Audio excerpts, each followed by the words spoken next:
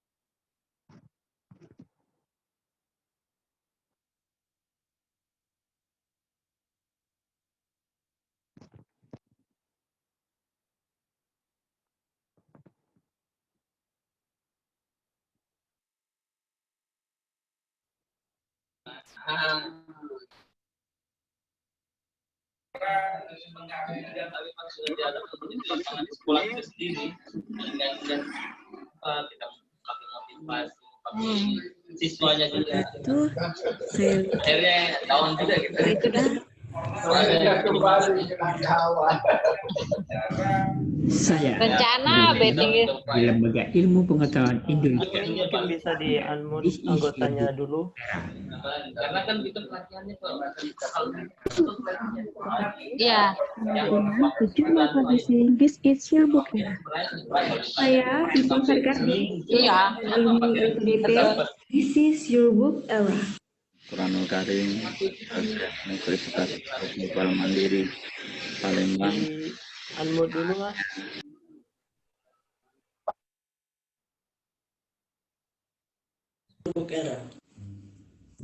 Halo teman-teman semua, nama saya Hasan.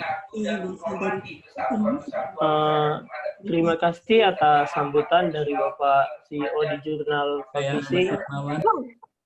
Acara selanjutnya yaitu acara inti, yaitu penyampaian materi dengan tema penggunaan Google sebagai media pembelajaran yang akan disampaikan oleh Saudara Andri Putra Kesmawan, Firda Zulifia Abraham, dan Junior Henry Wijaya, yang akan dimoderatori oleh Saudara Muhammad Iqbal.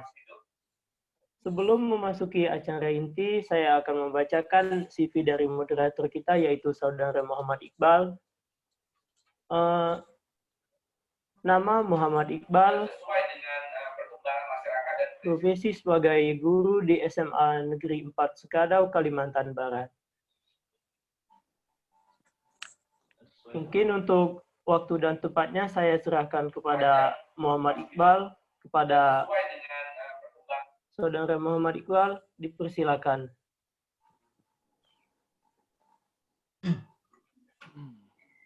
Baik, bismillahirrahmanirrahim. Assalamualaikum warahmatullahi wabarakatuh.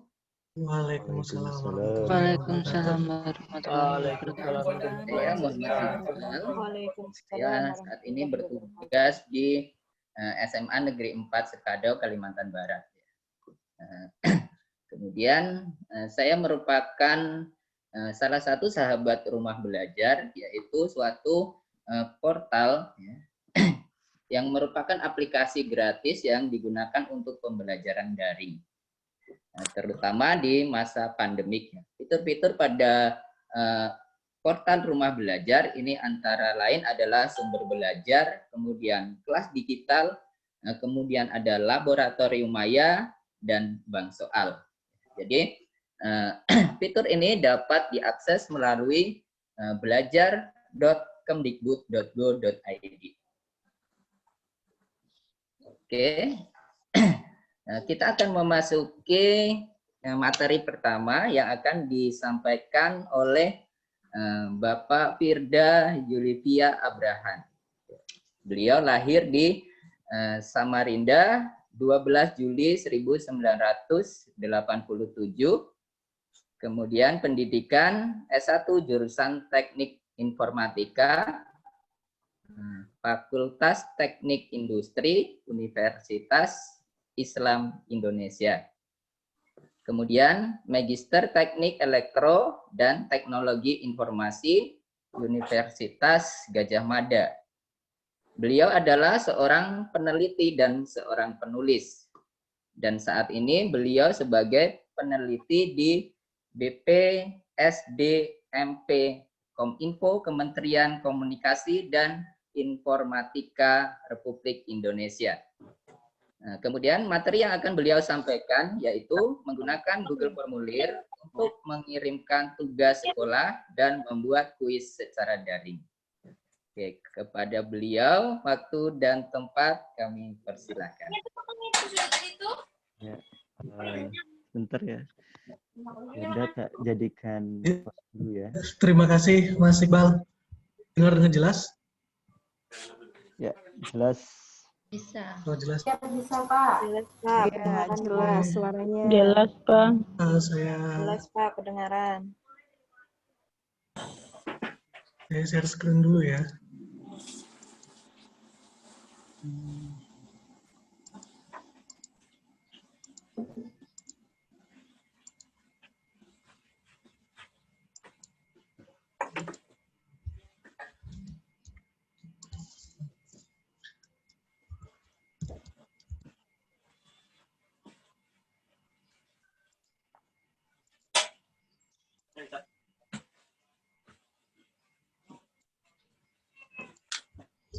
Oke, terima kasih Bu Bapak, teman-teman semua. Saya diminta sama Mas Junior untuk berbagi.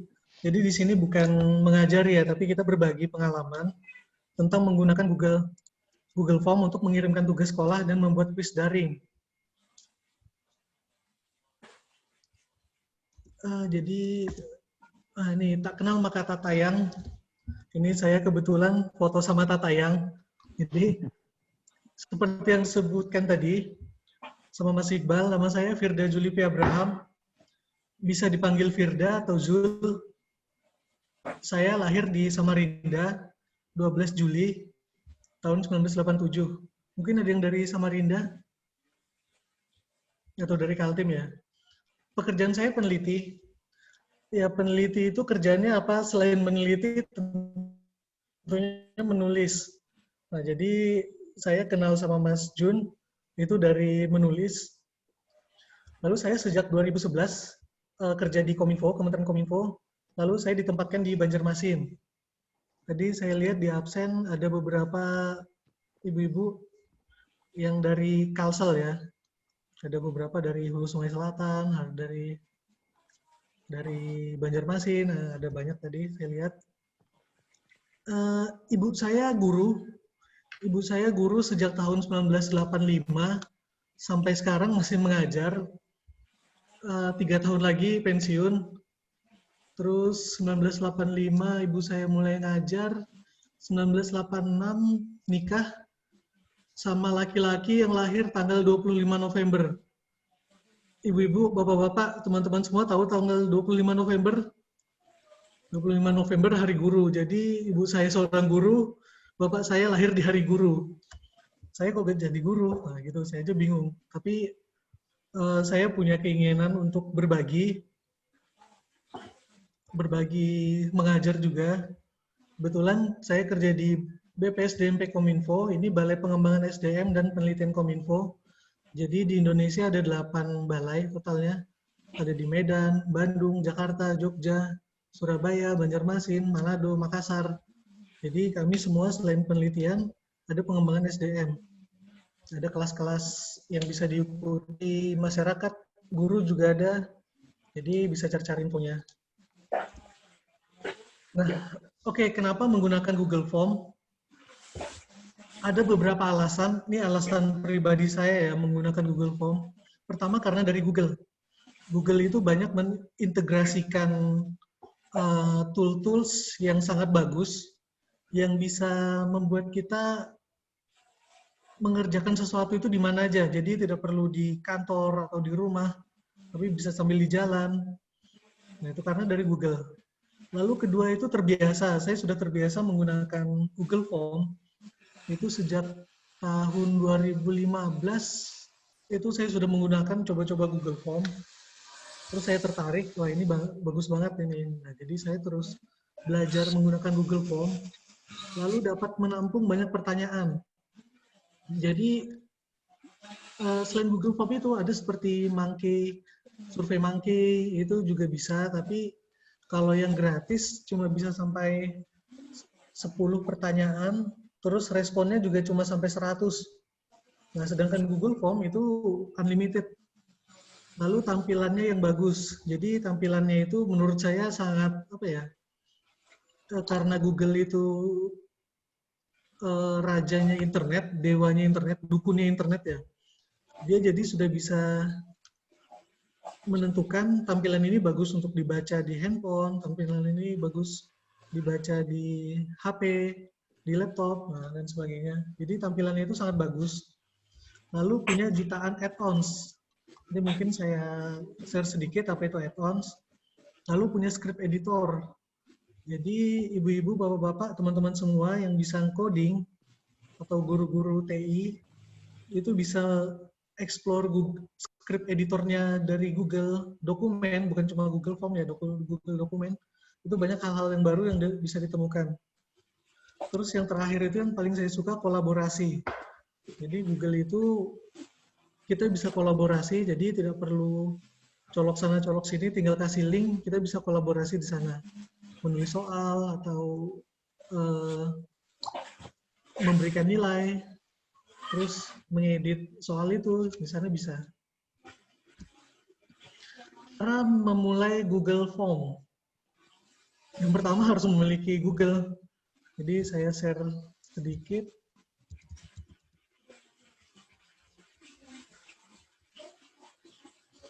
Saya share dulu, bentar. Mungkin ada yang belum tahu atau yang sudah tahu. Nah, ini tampilan di sini tinggal tulis. Kalau saya masuknya sering ke drive google.com. Nah, jadi selain Google Form, sebenarnya banyak tools lain seperti Google Dokumen, Google Sheet, Google Slide, Google Form itu sendiri, dan lainnya. Ini ada banyak. Google Drawing buat digambar, Google My Maps, misalnya mau menentukan map-map rumah siswa, misalnya Google Sites, terus AppScript, Jamboard. Ini Jamboard ini buat menggambar lingkaran bulat, itu seperti Visio kalau di Office, dan lainnya banyak di sini. Ini karena saya sudah buat folder, masalah. Nah, di sini jadi biasanya langsung aja new Google Form. Blank form template. Jadi di sini memulai Google Form. Nah, ini kita tinggal menuliskan. Jadi mungkin akan sedikit saya bagi di belakang. Nah, lalu kenapa alasan saya menggunakan Google Form?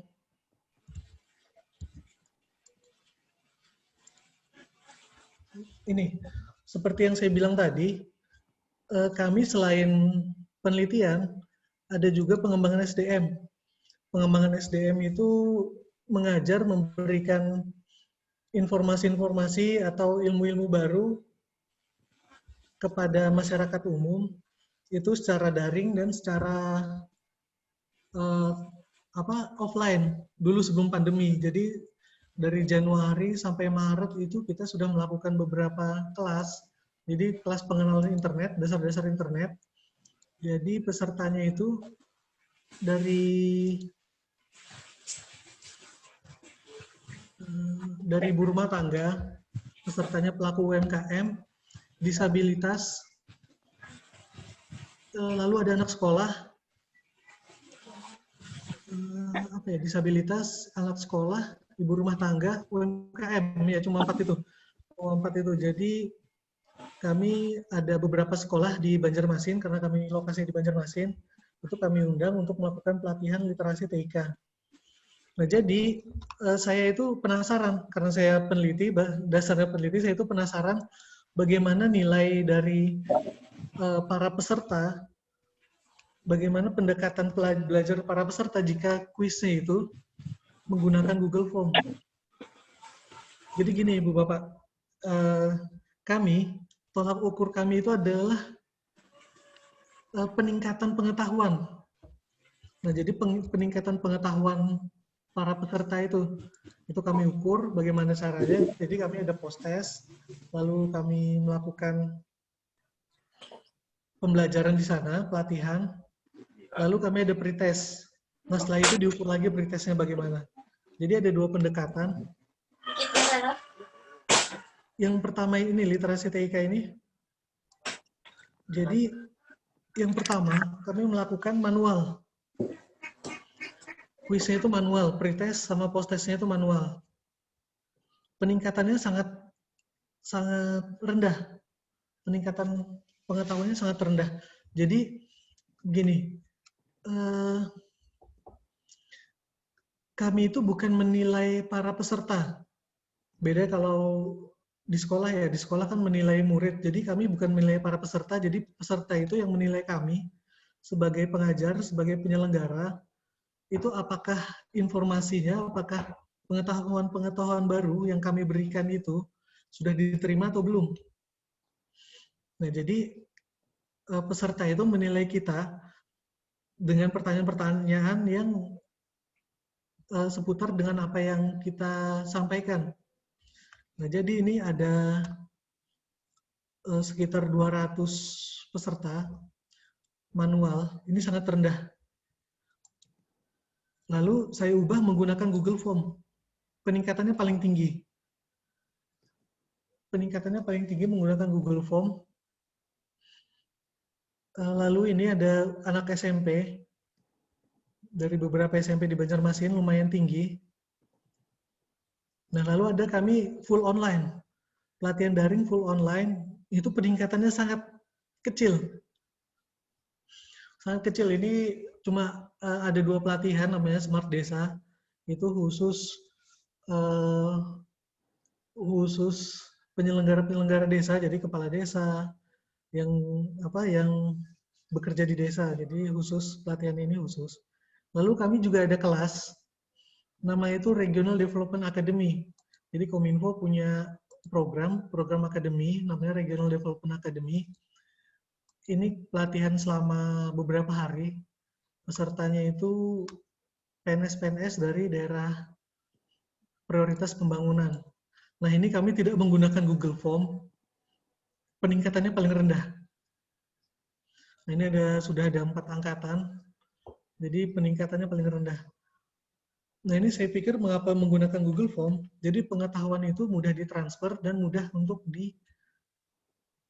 dimengerti sama siswa. Tapi ini karena saya bukan mengajar siswa ya, hanya anak SMP, hanya beberapa kalian ke SMP ini, cuma beberapa puluh orang, jadi mungkin ini bukan ukuran ya, ukuran yang bisa jadikan patokan, tapi setidaknya Ibu Bapak semua bisa melihat dengan menggunakan Google Form.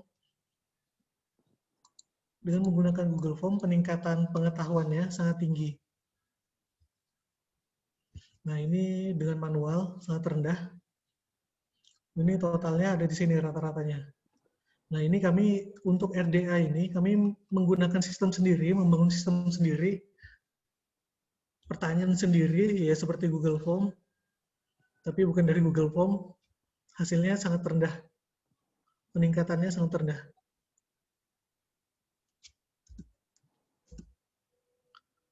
Oke, saya lanjutkan. Cara ini kemarin Mas Jun mengasih saya beberapa pertanyaan ya. Jadi mulai dari cara mengolah presensi. Nah, mungkin ini karena menggunakan apa Google Form, ini bisa dinonton nanti di YouTube. Cara mengolah presensi. Tonton sebentar ya, cuma 4 menit.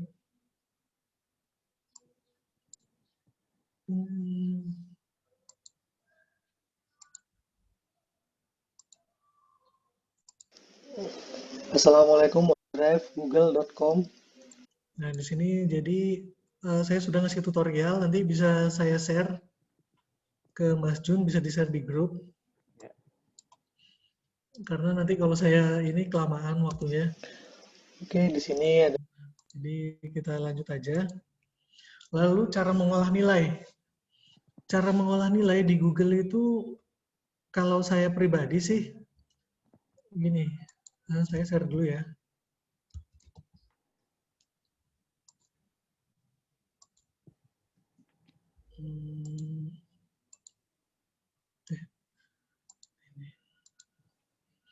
Nah, jadi kalau di Google itu kita bisa klik sini ada quizzes, make quiz. Nah, jadi ini ada kita bisa buat quiz di save. Jadi misalnya kita kasih pertanyaan apa yang dimaksud dengan apa ya? CO2 misalnya gitu. Sini ada A, B, C jawabannya. Nah, kita tinggal answer. Nah, di sini kita masukkan poin. Berapa poin ini per pertanyaan? Jadi misalnya kalau 100 soal atau 10 soal itu kasih aja 10. Yang benar yang mana? Misal di sini. Terus kasih feedback. Feedback CO2 adalah nah, kalau incorrect, kalau yang salah CO2 adalah karbon dioksida, kalau gitu. Kita bisa juga mengasih link tautan atau di YouTube. Nah, di sini kalau misalnya benar kasih aja selamat benar. Nah, sudah ini. Jadi kita bisa memberikan poin. Ini bukan hanya pilihan ganda ya, tapi juga bisa untuk yang lain. Misalnya kita pilih short answer. Short answer juga bisa di sini. Nah, tinggal masukkan. Contohnya itu sebentar.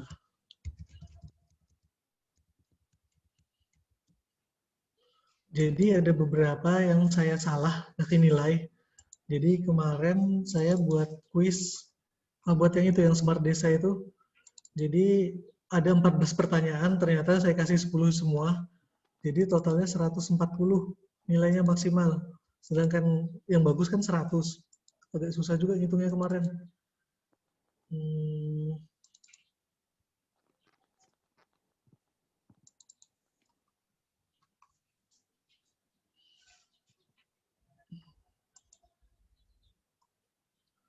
Bentar, saya cari dulu.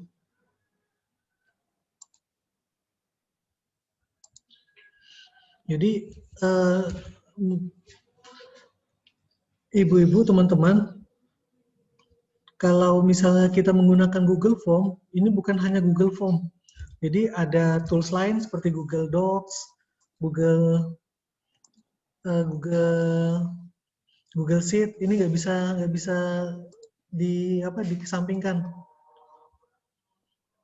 Jadi bentar.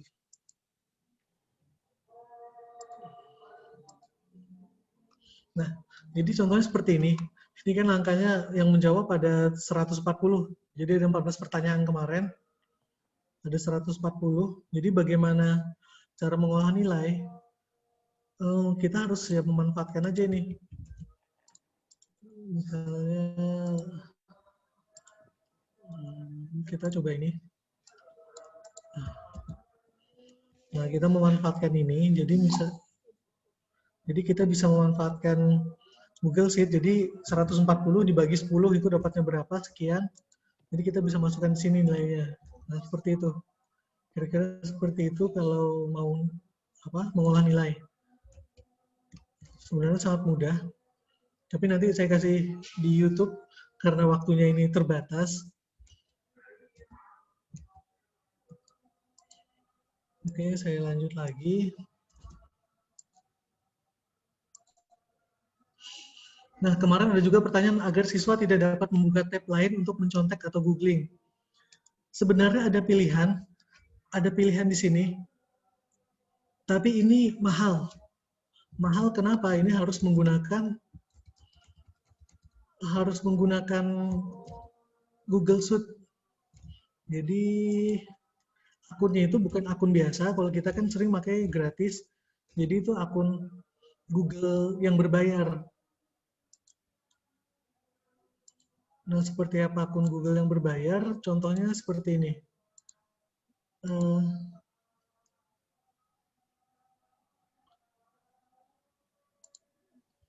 Nah, ini akun Google saya yang berbayar.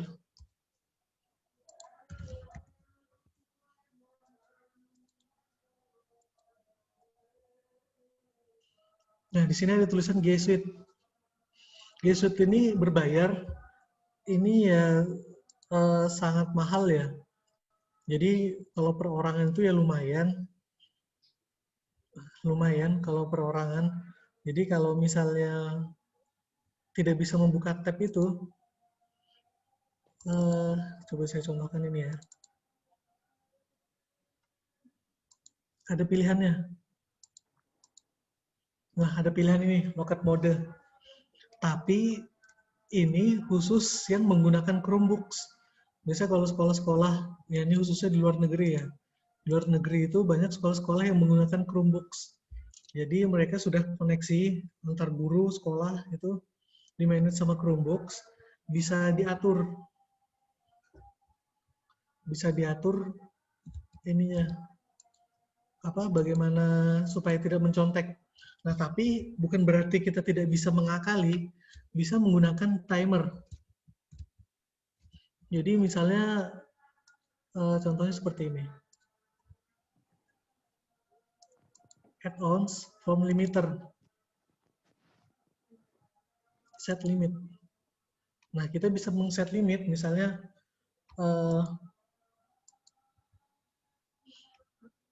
di set sampai jam 1 misalnya atau 1 jam. Sampai 1 jam, nah itu bisa di-set pakai form limiter ini. Nah, ini yang saya bilang tadi, Google, mengapa Google itu memilih Google, saya memilih Google, itu banyak add-ons. Jadi add-on-nya ini banyak, ada jutaan. Jadi Ibu Bapak, teman-teman semua bisa menggunakan ini. Nah, ini bisa pilihan, form limiter ini bisa pilihan, number respon atau date and time. Jadi misalnya kuis hari ini hanya bisa diselesaikan jam 1 siang ini. Nah, itu sudah di-set. Terus bisa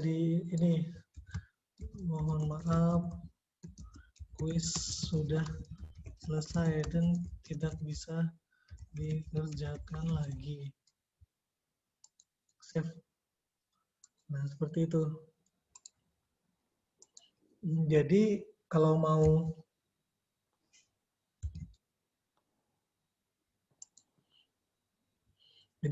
dibatasi, harus menggunakan itu, add-on ini, time limiter. Nah, ini bisa dicatat atau di googling nanti, di add-on-nya itu, bisa dicari. Nah, lalu ada juga pertanyaan, upaya kami sebagai mahasiswa baru bisa paham dan mengerti mengenai praktek melalui proses belajar online, dikarenakan adanya beberapa faktor berikut. masalah gangguan jaringan, besarnya biaya untuk menggunakan aplikasi Zoom. Ya, jadi ini PR bagi kita semua ya, termasuk kami yang di Kementerian Kominfo. Itu internetnya sangat mahal, jaringan juga belum merata seluruh Indonesia, tapi kami sudah berusaha itu mengenai bagaimana agar bisa paham dan mengerti. Saya juga bingung ya jawabnya. Jadi gini, kalau kami mengadakan pelatihan, itu maksimal live session-nya itu 3 jam. Maksimal live session 3 jam, sehari kan 8. Jadi sisanya itu diskusinya secara online. Bisa menggunakan Google Class, Edmodo, atau yang lain, itu bisa. Nah, jadi seperti itu. Tapi kalau sekolah mungkin agak berat ya, karena materinya bukan cuma satu. Kalau kami pelatihan itu fokus satu materi selama 8 jam per hari. Nah, kalau misalnya ini bisa live sessionnya 1 jam berikutnya diskusi online. Mungkin seperti itu, saya juga kurang paham ya bagaimana belajar sekarang ini agar bisa paham dan mengerti. Terus bagaimana pembelajaran daring yang menyenangkan? Jadi Ibu Bapak semua, teman-teman, ada namanya gamifikasi. Kenapa game itu sering lebih diminati? Karena itu namanya gamifikasi. Jadi kalau saya sarankan, bisa membuat penilaian itu seperti game. Jadi angka sebagai ukuran mendapatkan bintang. Misalnya mendapatkan nilai di bawah 45, itu dapat bintangnya 1. Nilainya misalnya 60, bintangnya 2. Nilai 100, bintangnya 3. Nah, itu seperti itu. Lalu bintangnya itu dikasih badge. Misalnya 1 sampai 20, itu kasih bronze. Kasih bronze seperti ini. Terus misalnya dapat silver. Maaf. Terus 21 sampai 40 dapat silver, lalu dapat gold.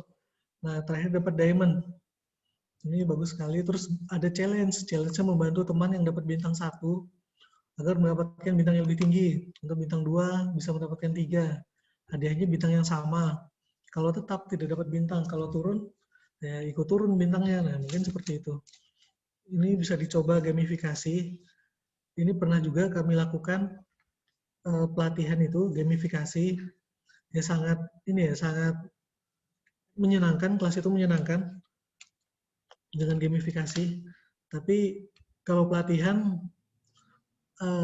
usianya kan sangat bukan anak-anak lagi.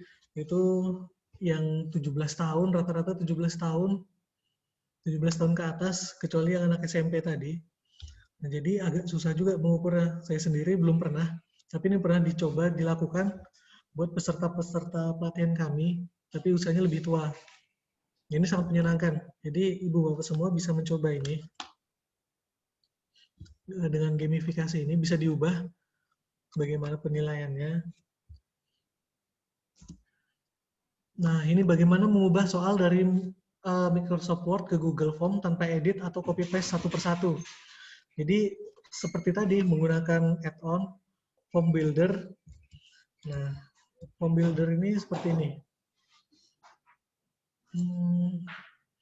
Ini saya contohkan sebentar.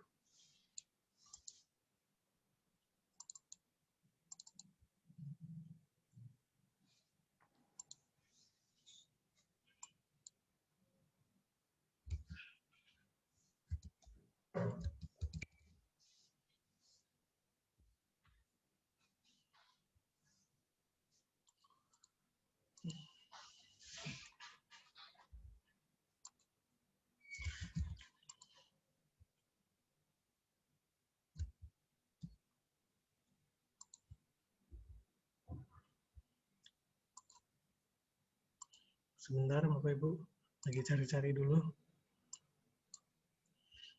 Nah, ini seperti ini. Saya sudah punya contoh soal. Soalnya sangat sederhana. Ada beberapa soal. Ini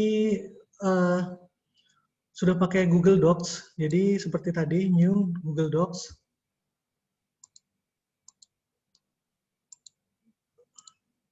Mana tadi ya? Nah, ini sudah ada beberapa pertanyaan. Lalu bagaimana saya masukkan pertanyaannya? Jadi pakai add-ons. Add-ons ini form builder. Start. Nah, kita pilih dari Google Docs. Masukkan contoh soal.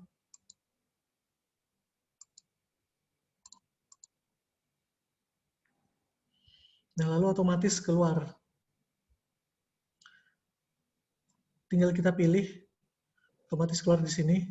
Lalu kita pilih import selected.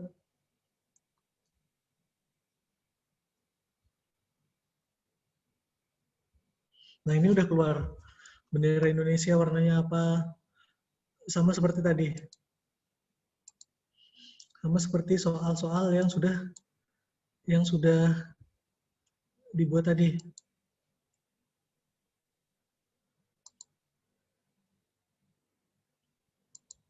Nah, sama seperti ini. Nah, tapi ada yang rusak. Ini rusak, ini bentuk sederhana, ini rusak. Sedangkan soalnya itu seperti ini.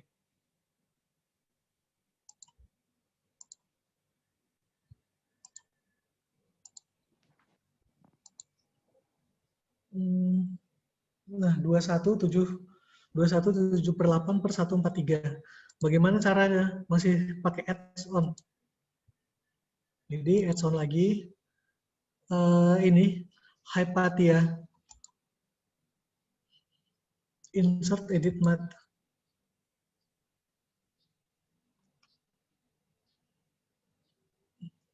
Nah, kita di sini bisa milih. Misalnya tadi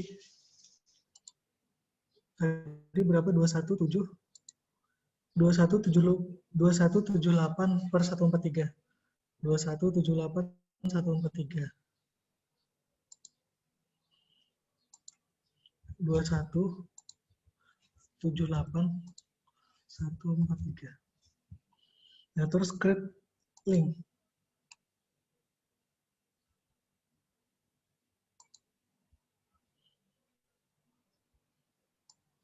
Ini sudah.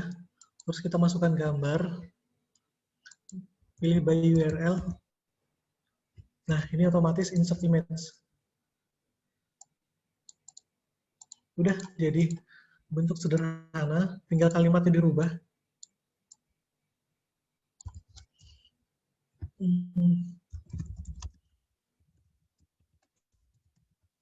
Nah, ini tinggal dimasukkan. Di sini jawabannya berapa? Pakai seperti tadi, add-on tadi, Hypatia. Nah, ini delete. Nah, kalau seperti ini dia jadi beda soal, ya harus di copy paste manual. Nah, jadi ini nggak ada pilihan, lain, jadi harus di copy paste.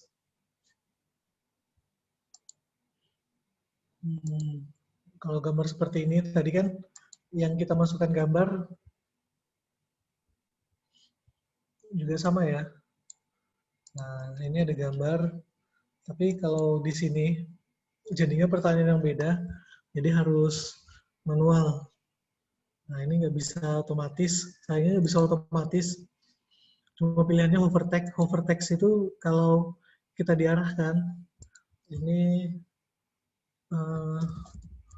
fungsi F adalah, jadi seperti ini. Nah, ini contohnya. Nah, jadi fungsi R, nah, hovertext itu seperti ini. Hovertext.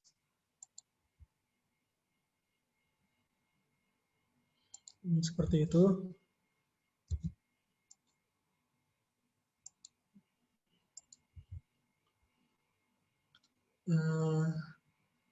Oke, selanjutnya media lain selain Google. Jadi Ibu Bapak, teman-teman semua, saya juga mengurangi penggunaan Google ya, terutama Google Search. Ini media lain selain Google itu bisa mengganti Google Class dengan ganti rumah belajar. Tadi seperti disebutkan Mas Iqbal. Terus atau Edmodo. Saya juga beberapa kali menggunakan Edmodo. Dibanding Google Class, itu saya suka Edmodo. Kenapa? Karena Edmodo itu kita bisa verifikasi dengan orang tua. Saya kurang paham ya Google Class karena sudah lama tidak pakai Google Class. Mungkin sekarang fitur itu ada, tapi Edmodo itu dari dulu sudah bagus. Jadi ada fitur verifikasi orang tua. Jadi siswa itu yang login, murid yang login itu nggak bisa login sebelum verifikasi ke orang tua. Nah, jadi di sana bisa mengetahui siswa itu aktif atau enggak. Itu di Edmodo. Mungkin Google Class sudah ada, atau rumah belajar juga sudah ada. Ini fitur yang lumayan lama dari Edmodo. Lalu meeting virtual itu Zoom, Skype, WhatsApp, selain Google Meet. Google Meet itu cuma 200 ya, sangat sedikit kapasitasnya. Lalu komunikasi. Nah, ini yang selama pandemi ini masalah adalah komunikasi ya. Jadi komunikasi WhatsApp itu tidak tidak tersusun dengan rapi, tidak terdokumentasi dengan baik. Jadi saya sarankan menggunakan Slack atau Discord. Ini kita bisa membuat sub kelas. Jadi misalnya mengumpulkan tugas, materi A, B, C atau kita memberikan buku PDF. Nah, itu bisa bisa disesuaikan di Slack. Nah, jadi saya sih lebih senang memakai Slack daripada Discord karena Discord itu kebanyakan tampilannya itu kurang enak. Jadi lebih enak Slack. Slack ini banyak add-on-nya juga. Kita bisa masukkan Google di sana, masukkan yang lain-lain. Kalau Discord saya kurang tahu karena kurang pakai. Saya tidak terlalu aktif di Discord. Kalau Slack ini komunikasi sangat baik. Jadi coba saya contohkan.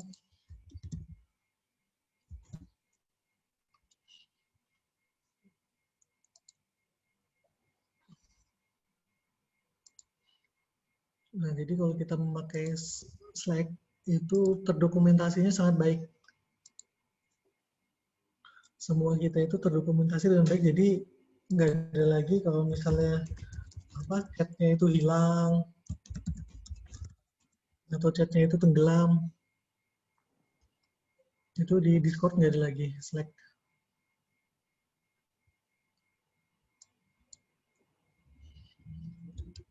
Coba saya contohkan Slack itu. Nah, ini kebetulan kami ada kegiatan, jadi menggunakan Slack.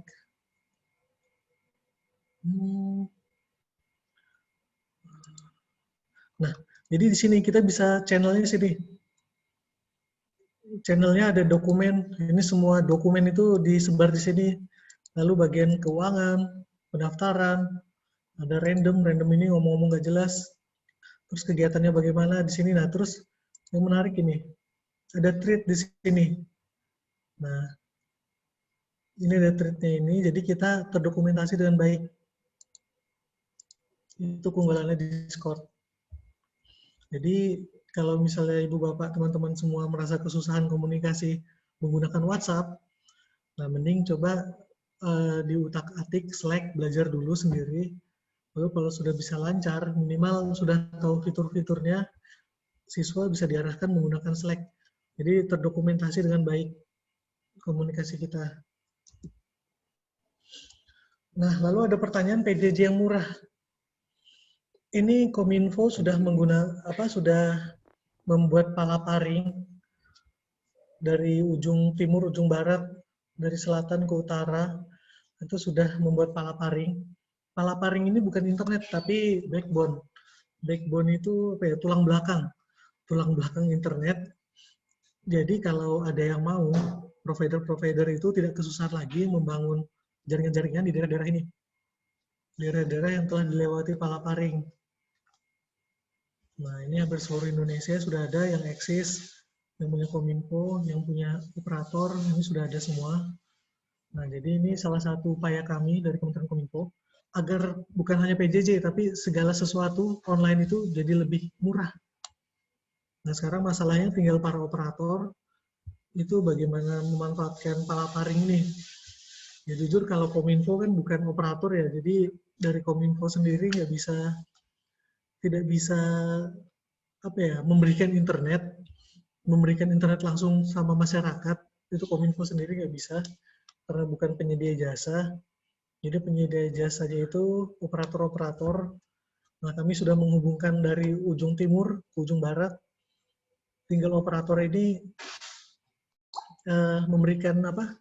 Ngasih masuk-masuk ke sini. Misalnya di Kalimantan Timur ini masuk sini, di Pontianak. Nah, membuat jaringan tambahan di Singkawang. Nah, seperti itu. Oke, mungkin karena sudah lumayan ya cukup panjang, sepertinya lebih waktunya. Terima kasih. Ibu, Bapak, teman-teman semua sudah mendengar, nanti kita bisa diskusi di akhir sesi. Ini saya kembalikan ke Mas Iqbal. Terima kasih, Mas.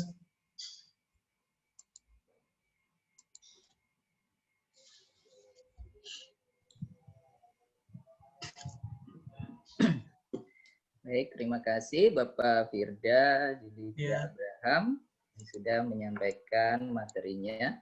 Nah, mungkin nanti ada beberapa pertanyaan dari peserta, tetapi masih saya tampung dulu ya, nanti di sesi berikutnya mungkin bisa ada sesi tanya jawabnya.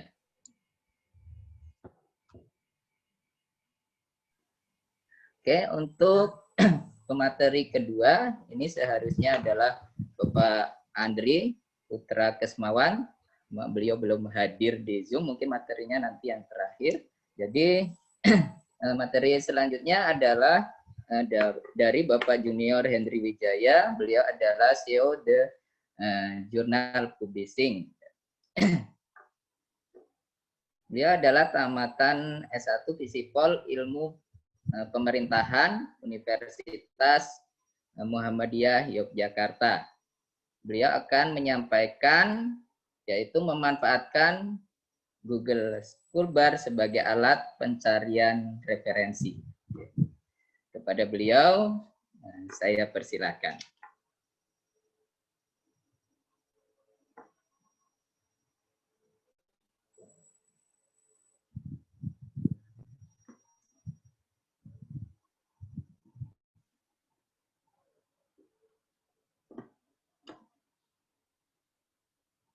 Oke, Pak Hendri, apakah sudah ada?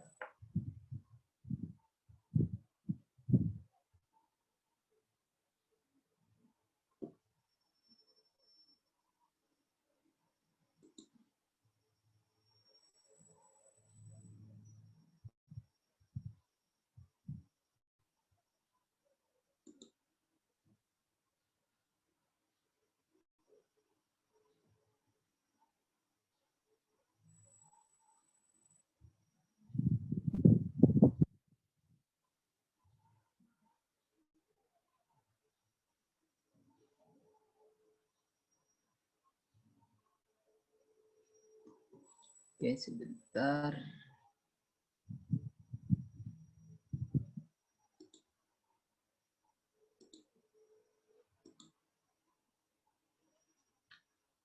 Oke, silakan Pak Hendri.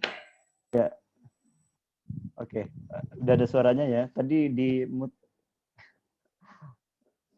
Oke. Oke, sudah. Ya, ini sudah terdengar ya. Oke. Assalamualaikum warahmatullahi wabarakatuh.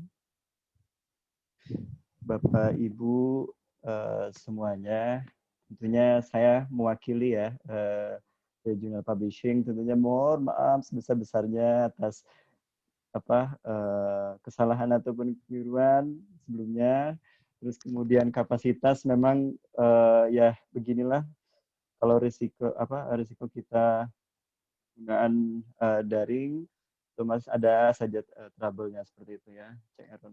Oke, langsung saja di sini saya akan mencoba untuk berbagi ilmu mengenai, sebetulnya ini sederhana sekali ya. sederhana sekali, tapi bisalah kita sharing.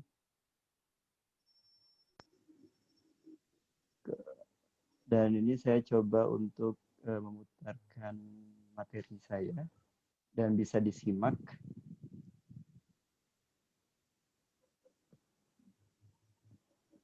Oke, sebentar.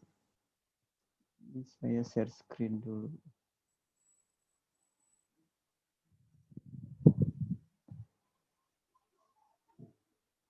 Oke.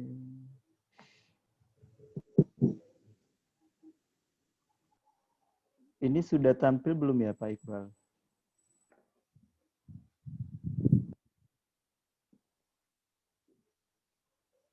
Oke. Belum? Belum ya? Kok nggak bisa? Ya, belum. Oke.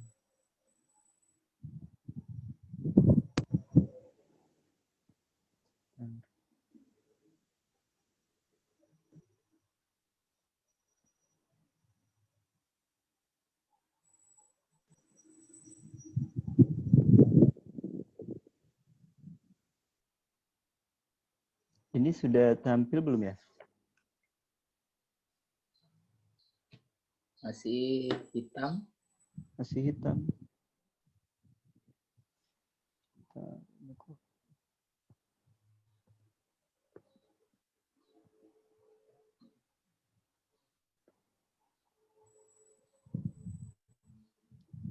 Saya sudah share kok enggak.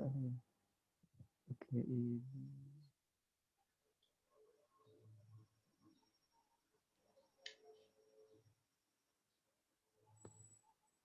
ini belum. Sudah. Sudah. Oke, Bapak Ibu, ini di sini saya akan mencoba menjelaskan tentang manfaat Google Scholar sebagai alat pencarian referensi. Tentunya di sini saya yakin dan saya percaya bahwa mungkin dari 1.600-an lebih ya, di sini sudah ada yang paham dengan Google Scholar. Karena Google Scholar ini merupakan salah satu digital perpustakaan ya, atau perpustakaan digital yang familiar kita dengar. Nah, ini saya coba putarkan dulu. Oke. Saya nggak bisa ini.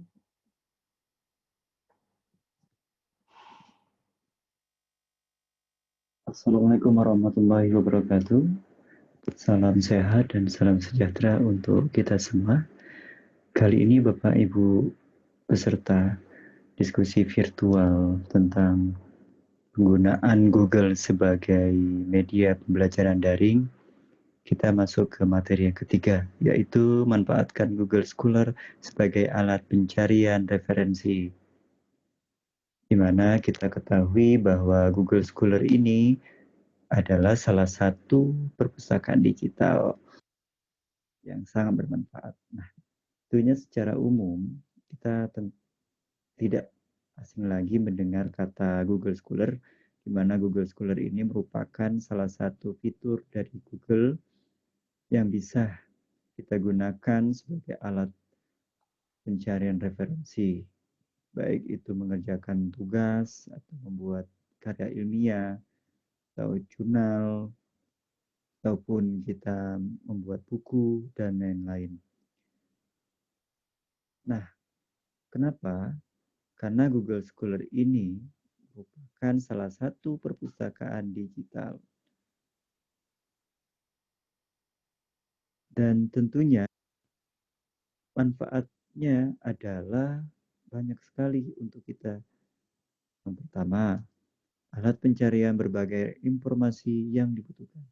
Tentu dengan manfaat Google Scholar ini, kita bisa mencari ribuan referensi yang kita butuhkan melalui Google Scholar. Yang kedua, dan bermanfaat sebagai pemilik informasi yang harus disampaikan. Artinya di sini kita bisa membuat perpustakaan pribadi yang bisa kita open public ataupun kita private hanya untuk secara pribadi. Nah, masuk kepada tahapan. Nah, sekarang kenapa sih harus Google Scholar? Secara pribadi, kenapa harus Google Scholar? Ya, ada 3 sebetulnya yang menjadi menurut saya ini alasan kita kenapa Google Scholar. Ya, kita bisa lihat dengan mudah, gratis, cepat. Karena dalam keadaan pandemik seperti ini, ya tentunya Google Scholar bisa menjadi salah satu pencarian referensi pada tulisan akademik, tidak harus melalui perpustakaan fisik. Jadi kita bisa manfaatkan Google Scholar ini dengan mudah. Selain itu gratis, tanpa bayar, dan kita bisa mengakses dimanapun. Terus kemudian cepat, dalam hitungan detik kita bisa mengakses Google Scholar sebagai alat bahan pencarian referensi. Ya, baik referensi jurnal, artikel, apalagi buku misalnya, ataupun karya-karya yang lain. Oke. Nah, lalu bagaimana sih cara mengakses Google Scholar? Nah, untuk mengakses Google Scholar itu sebetulnya mudah. Karena menurut saya, tanpa kita harus memiliki akun Gmail, kita bisa mengakses Google Scholar sebetulnya. Nah, kita bisa cari seperti ini. Mengakses tanpa punya akun Gmail maksudnya ya. Kita bisa masuk ke browser seperti Mozilla ataupun Google Chrome, lalu kemudian kita ketik http://scholar.google.co.id, ada pencarian Google Scholar. Nanti akan muncul seperti ini. Oke. Lalu kita bisa ketik apa saja yang kita inginkan, misalnya tentang pendidikan. Kita tinggal ketik pendidikan seperti itu. Oke. Selanjutnya, nah, bagaimana sih tahapan pembuatan perpustakaan pribadi yang saya masukkan di awal tadi? Yang pertama, tentu Bapak Ibu harus mempunyai akun Gmail, di mana Bapak Ibu harus mendaftar dengan melengkapi apapun yang dibutuhkan oleh Google. Nah, selanjutnya setelah sudah selesai, setelah memiliki akun email, silakan Bapak Ibu masuk ke browser tadi, bisa menggunakan Google Chrome atau Mozilla dan lain-lain. Nah, silakan diketik http://scholar.google.co.id. Nah, data pencarian Google, silakan diisi data Bapak Ibu dengan lengkap, dan direkomendasikan menggunakan email institusi ataupun organisasi. Biasanya tepat di atas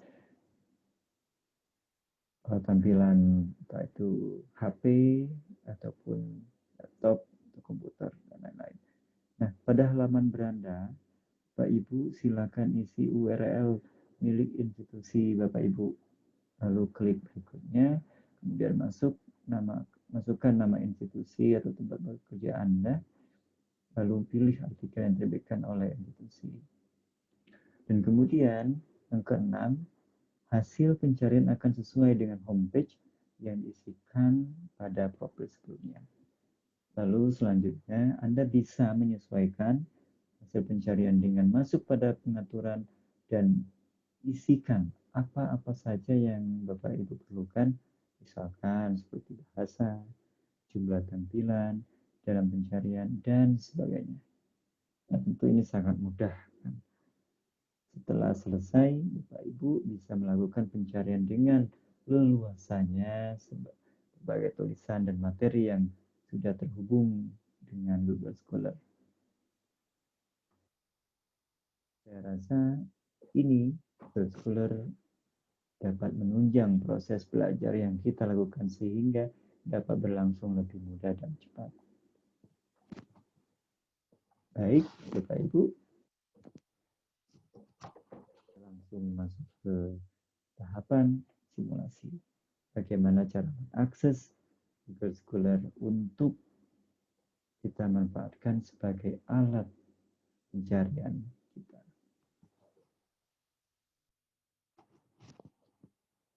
Oke, Bapak Ibu, itu salah satu pengantar ya. Nanti kita perdalam lagi. Bahkan kita bisa simulasikan secara langsung bagaimana sih pembuatan akun Google Scholar. Nah, untuk sekadar sharing, di sini sebetulnya tadi sudah disampaikan di pengantar bahwa sebetulnya untuk mengakses Google Scholar itu tuh bisa dua versi. Yang pertama tanpa akun punya akun atau pemilik akun Google Scholar itu bisa mengakses, namun hanya terbatas. Jadi kita hanya bisa mengakses sendiri. Terus kemudian versi yang kedua kita memiliki akun yang sudah dijelaskan tadi. Jadi kita daftar Gmail dulu, terus buat Gmail dulu, kemudian nanti bisa kita proses pembuatan akun Google Scholar. Nah, ini kita coba simulasikan biar lebih memudahkan Bapak Ibu semua. Bagaimana sih cara membuat Google Scholar gitu ya. Oke.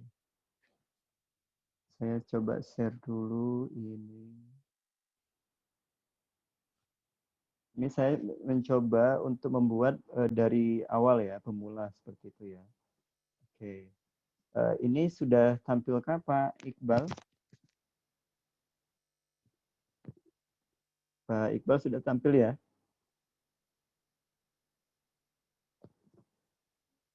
Pak Iqbal mohon dijawab biar saya bisa melanjutkan.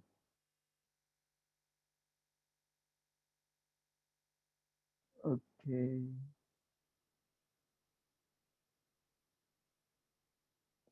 Oke. Ini sudah bisa terlihat Bapak Ibu semua?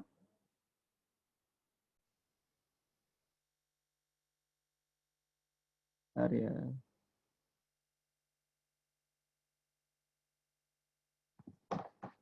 Oke, sebentar.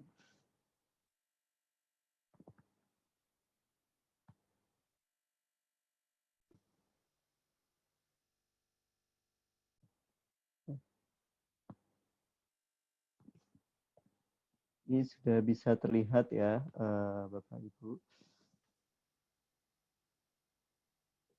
Nah, dari awal kita bisa membuka brosur baik itu Mozilla ataupun Google Chrome. Terus kemudian atau sebetulnya semua akses untuk browser itu bisa digunakan untuk mengakses Google Scholar.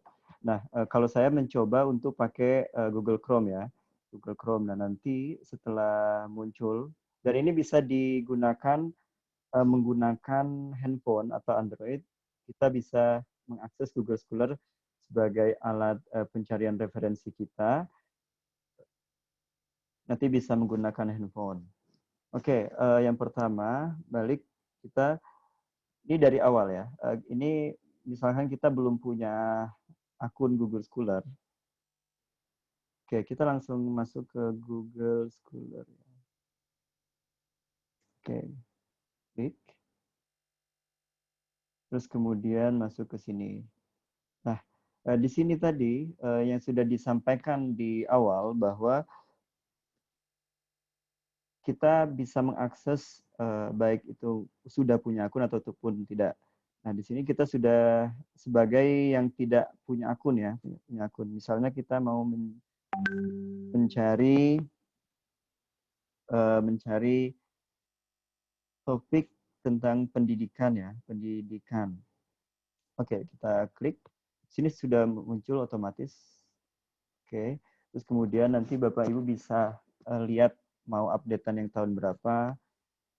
Nanti bisa dilihat ini pendidikan. Dan ini pun pendidikannya masih secara umum ya, belum secara spesifik. Terus nanti Bapak Ibu bisa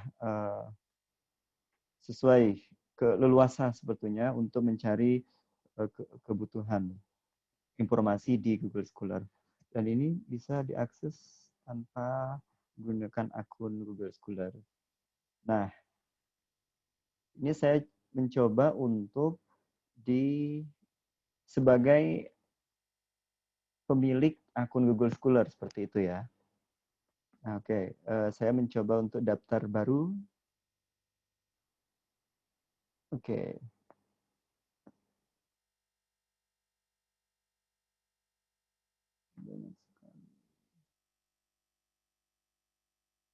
Ini saya mencoba untuk pemula ya,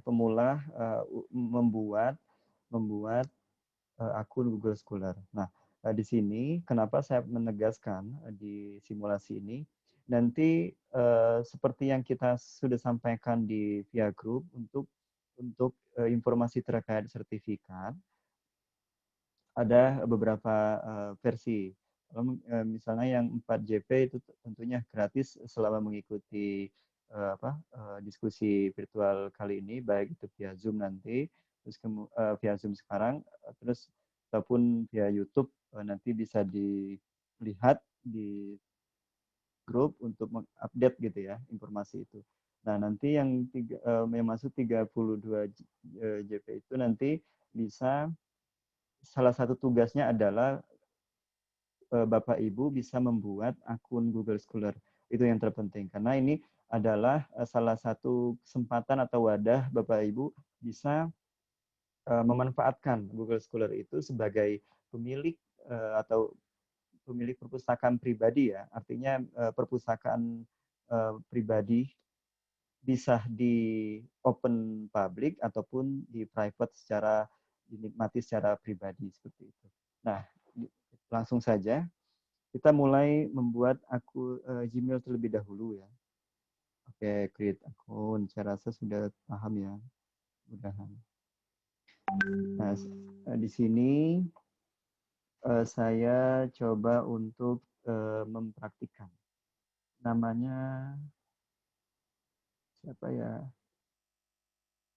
Uji coba misalnya ya namanya ya. Perdana, oke. Nah, di sini kita sudah bisa membuat request sebetulnya bisa ya. Uji coba. Nah, sini artinya kan tidak terdetek ya, nanti mungkin bisa ada kesamaan mungkin gitu ya. Nah, nanti kita bisa pilih perdana uji coba .com. Kemudian passwordnya silahkan misalnya apa ya, silakan selera masing-masing ya untuk passwordnya karena ini bersifat pribadi atau private. Oke, langsung next. Terus kemudian bisa masukkan nomor handphone 96566. Ini kalau misalnya Bapak Ibu sudah memiliki akun, maksudnya Gmail ataupun email lain, bisa jadi sebagai recovery email ya. Terus kemudian, oke, ini anggap aja ya, tanggal 13 tahun 1990 misalnya. Gendernya bisa serah mau apa. Nanti kalau misalnya gendermu apa? Oke, misalnya kita female ya. Oke. Terus kemudian next.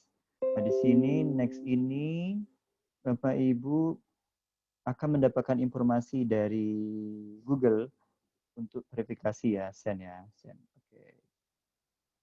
Kita tunggu sebentar. Berarti kita informasi dari, oke, saya sudah terima 9848.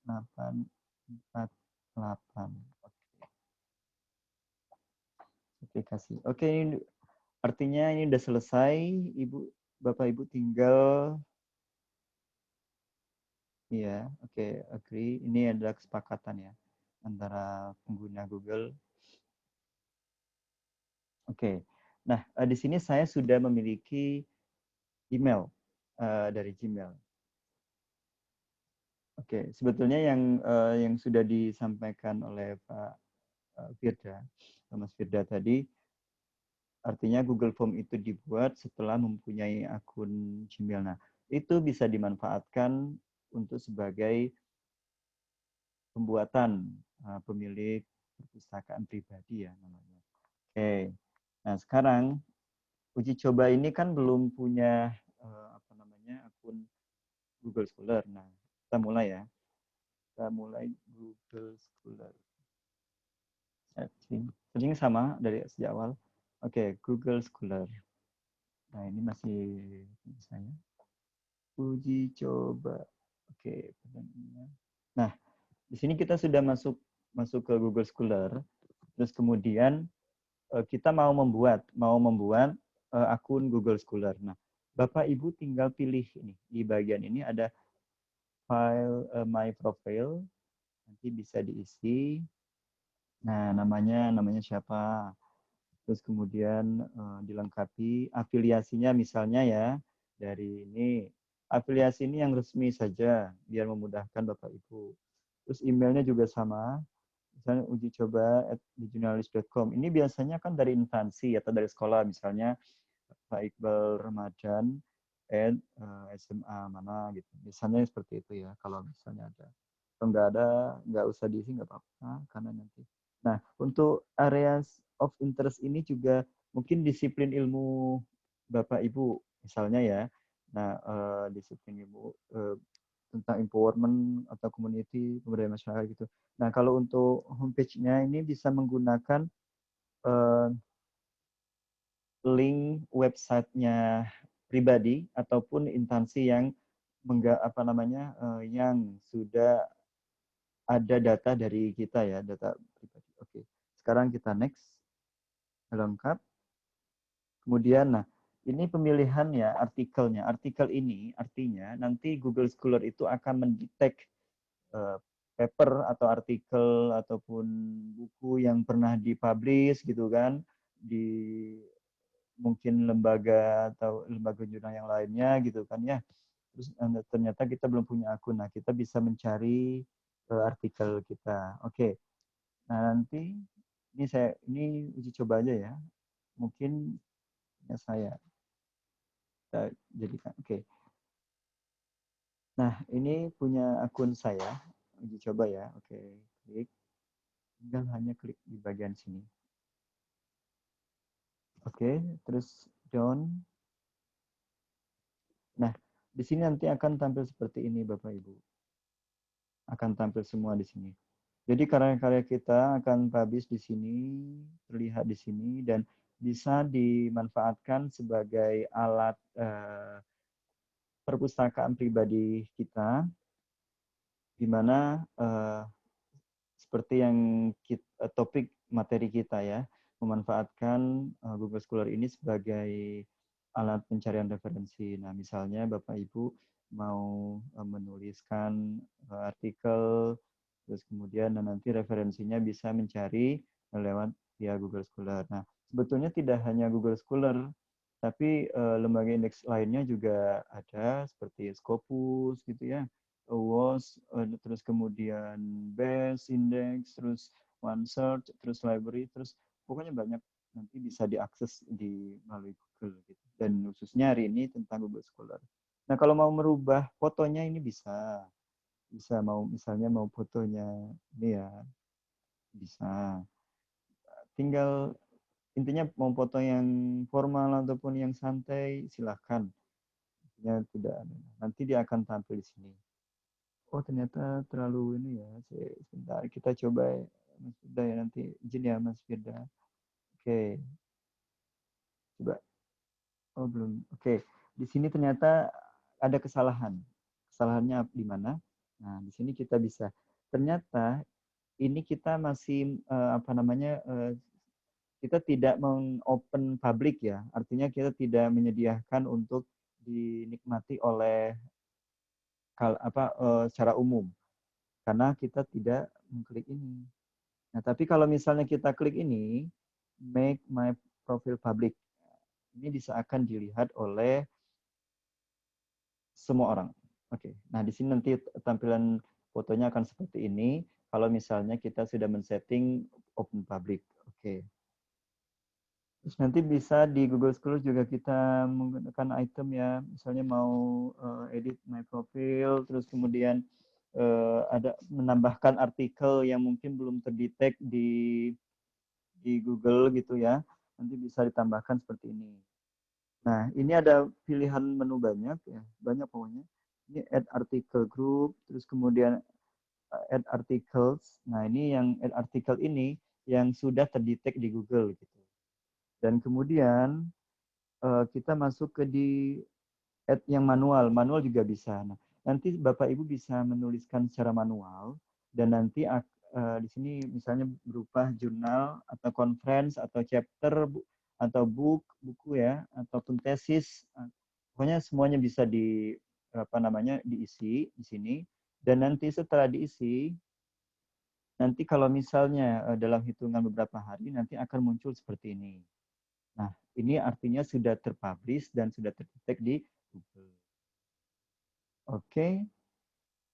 Dan saya rasa itu simple sekali ya Bapak Ibu. Mudah-mudahan nanti diharapkan setelah dari diskusi ini nanti dipersilahkan Bapak Ibu menyampaikan apa saja yang dibutuhkan mengenai tentang diskusi virtual hari ini ya, khususnya tentang penggunaan Google sebagai media pembelajaran. Nah, oke, saya stop share dulu, terus kemudian saya rasa cukup ya untuk ininya penyampaian untuk Google Scholar, singkat sih memang, tapi nanti kita perbanyak di diskusi. Oke, terima kasih Pak Iqbal, nanti bisa disampaikan informasinya. Oke, terima kasih Pak Hendri ya. Tadi sepertinya banyak kendala karena mungkin sinyalnya agak kurang, jadi screen-nya kurang jelas. Jadi screen kurang jelas ya. Jadi banyak dari peserta nanti minta filenya saja. Oh boleh. Sorry. Oke, selanjutnya adalah materi dari Bapak Andri. Tapi bagaimana Andri, ini? Ya. Pak Andri. Ya, mungkin di itu aja di skip dulu. Nanti saya coba share itu dulu. Maksudnya langsung dibuka open sesi tanya jawab kali ya. Maksudnya nanti kalau untuk materi yang silly meeting bisa. Ini saya. Oke, baiklah kita masuk ke sesi tanya jawab saja. Firda sudah. Apakah Pak Firda sudah ada di tempat?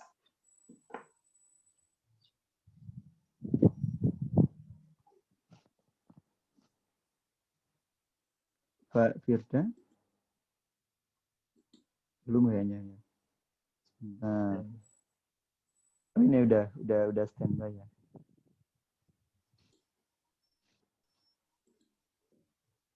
Oke, kita mulai dari para peserta. Ini ada beberapa peserta yang sudah ingin mengajukan pertanyaan.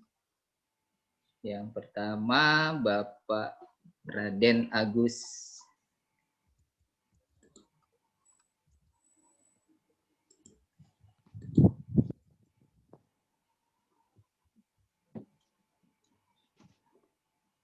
Hostnya belum diberikan ke saya.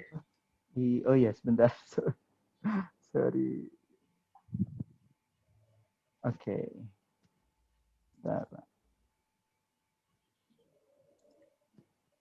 Oke, sudah Pak Iqbal.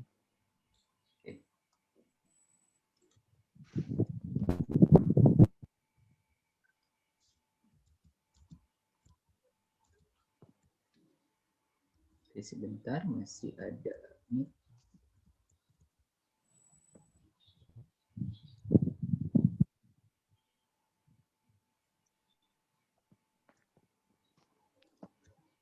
Pertanyaannya memang banyak ya, Mas. Iya, Jadi, banyak banget. ya.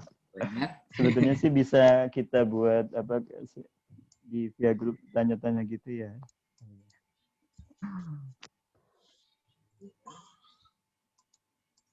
Sebentar, dari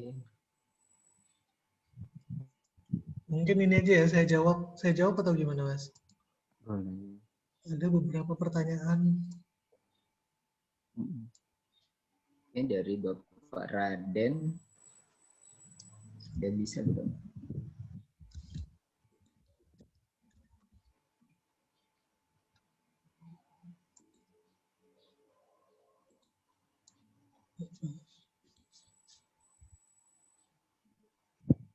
Bapak Raden, bisa silakan mengajukan pertanyaan.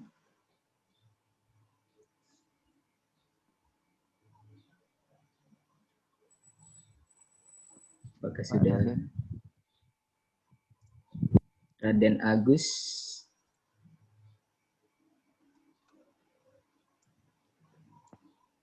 Pak Raden. Atau kalau misalnya langsung di skip aja, Pak. Oke.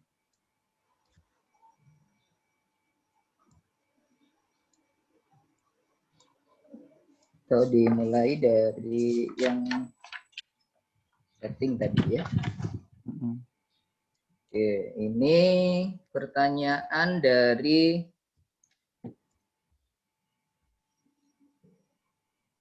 Bapak Baptisan ya.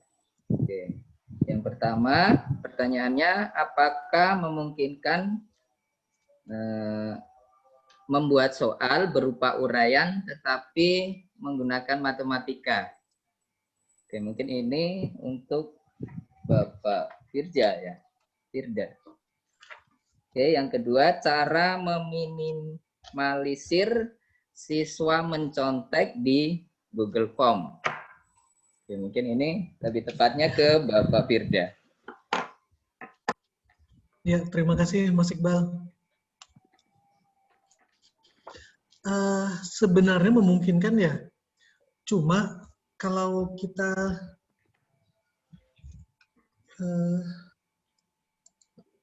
bentar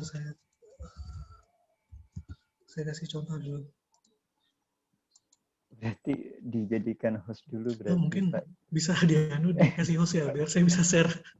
Iya. Oke, Pak.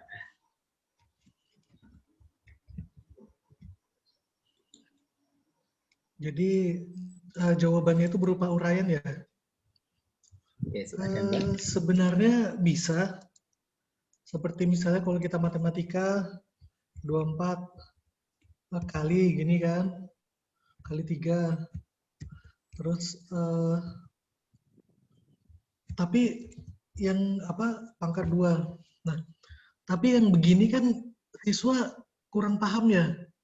Kalau kita yang mengerti matematika mungkin agak mudah, tetapi siswa itu kan kurang paham dengan notasi-notasi ini. Jadi mungkin kalau mahasiswa ya saya rasa bisa memahami ya notasi matematika ini. Tetapi kalau siswa kan kurang paham, jadi mungkin tidak efektif sih notasi matematika seperti ini. Terus bisa juga apalagi ya 2-1 misalnya. Nah kayak gini. Terus ada lagi akar. Kalau misalnya kita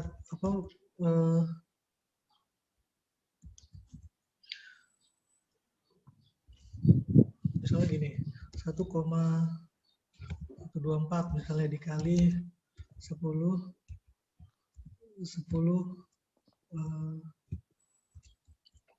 misalnya 3 pangkat 4. Nah ini kan pangkat 5. Nah ini kan notasi-notasi ini membingungkan dibanding 10 3 pangkat kali 3 pangkat 5 gitu. Jadi saya rasa sih agak susah ya kalau notasi matematika di soal uraian. Terus mungkin bisa menjawab ya. Terus kalau misalnya akar tuh gimana? V 2 begitu. Nah,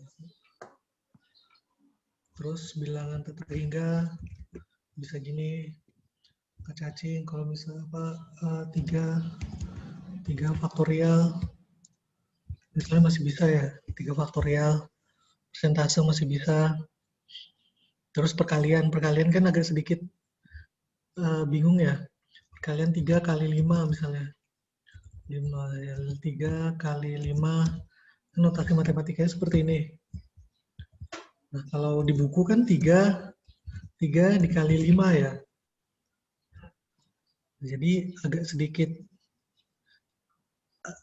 sedikit susah sih, terutama yang bilangan pecahan mungkin 3, 2 per 4 per 5 misalnya. Kan agak sedikit bingung ya, membingungkan daripada 2 ditulis biasa 2, 4 per 5 itu. Sebagian siswa mungkin yang SMP itu masih kurang paham untuk notasi matematika.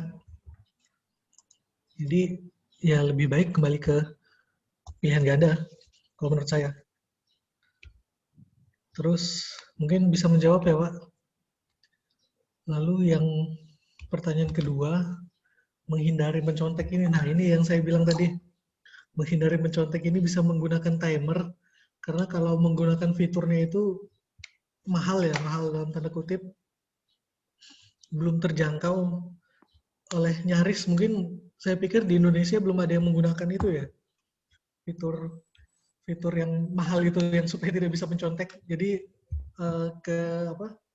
diubah layarnya itu belum bisa. Ya itu sangat mahal, jadi bisa disiasati pakai timer. Misalnya kelas selesai jam 10 umpamanya. Dikasih waktu sampai jam 11. Nah, itu sudah bisa. Mungkin bisa menjawab Pak.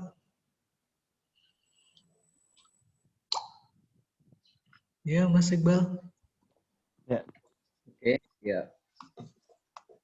Oke, terima kasih. Mungkin itu jawaban dari Bapak Firda untuk Bapak Bastian. Kemudian ada pertanyaan dari Ibu Rosidah ya.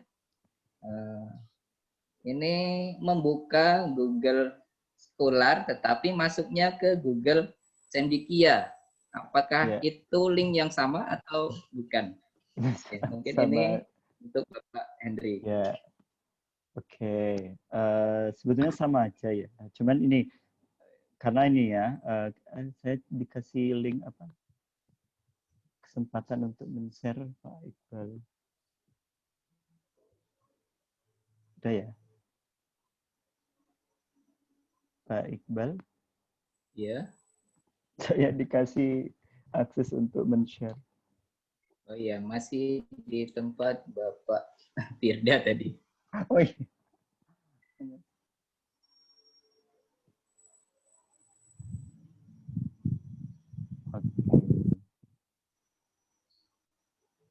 Ya.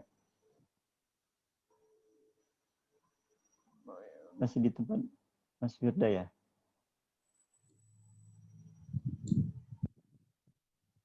Atau sudah dialihkan? Oke. Udah. Bentar.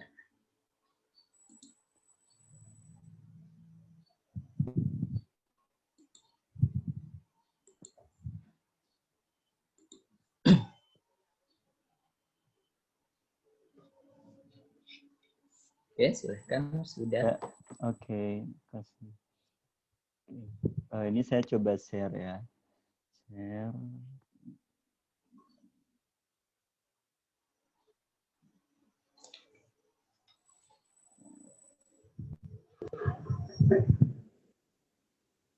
Nah, di awal misalnya gini.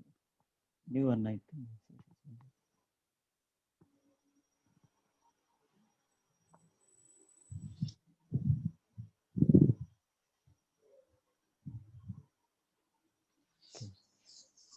Ini saya coba untuk mempraktikkan ya, Pak Iqbal. Ini sudah tampil ya? Ya Tampil sudah, ya? cuma agak buram, mungkin sinyalnya kurang bagus di situ. Yang sinyal siapa ya? Sinyal saya apa? Oke, di sini Dan kita para coba. peserta juga bilang kurang bagus dari tadi. Oh gitu. Mungkin konektivitasnya ya. Oke. Misalnya kita masuk ke ini layar PC kita, nanti bisa seperti yang saya sampaikan tadi. Kita bisa menggunakan browser yang mungkin Mozilla, terus kemudian Google Chrome. Nah, saya biasanya menggunakan Google Chrome. Nah, untuk men-searching searching Google Scholar nanti sini.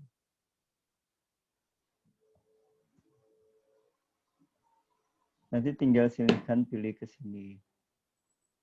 Ini sebenarnya sama aja. Nah, nanti ini Google Syndica, Google Scholar sama aja. Tapi maksudnya kalau untuk di pada dasarnya, kalau misalnya kita mau mengakses menggunakan Google Google, baik itu secara pemilik akun dari Google Scholar, terus kemudian ataupun tidak, itu bisa saja. Tapi kalau misalnya yang kita tidak punya akun tadi, otomatis keterbatasan kita untuk memberikan informasi melalui dari tulisan pribadi kita, itu juga tidak bisa gitu. Kalau yang tidak menggunakan akun pribadi ya. Tapi ya tadi catatannya kita harus punya Gmail. Nah, di sini saya kembali jelaskan, mengulang ya, supaya kita sama-sama paham. Maksudnya lebih memperdalam lagi. Nah, untuk Google Syndica juga sama. Ini sebetulnya bagian dari Google Scholar, bagian dari fiturnya Google ya. Misalnya tentang tadi, misalnya tentang kimia. Tapi mungkin kimia masih secara umum. Mungkin lebih spesifik lagi, mungkin kimia organik. Oke, kita klik. Sama kok, sama aja. Nah, nanti kalau misalnya yang kita sudah memiliki akun, ya otomatis tadi kita punya akses seperti ini.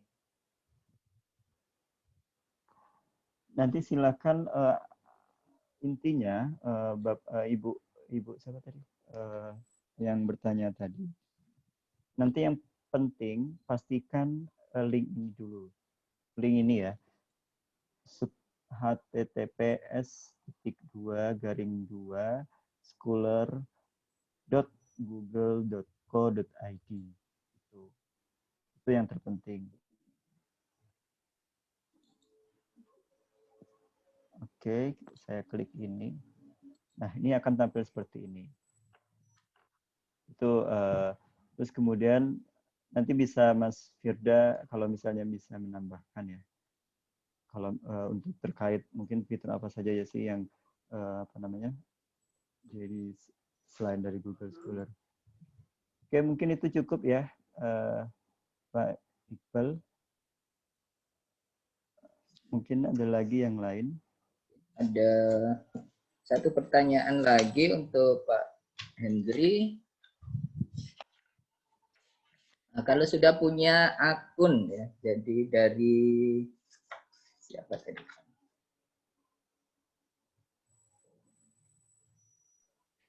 Ibu Nurjana, ya. Ibu Nurjana tadi bertanya, kalau sudah punya akun Google, bagaimana untuk mendaftar di Scholar tadi? Ya sebetulnya sih sama ya tadi. Sebetulnya sudah terjawab, sudah disampaikan.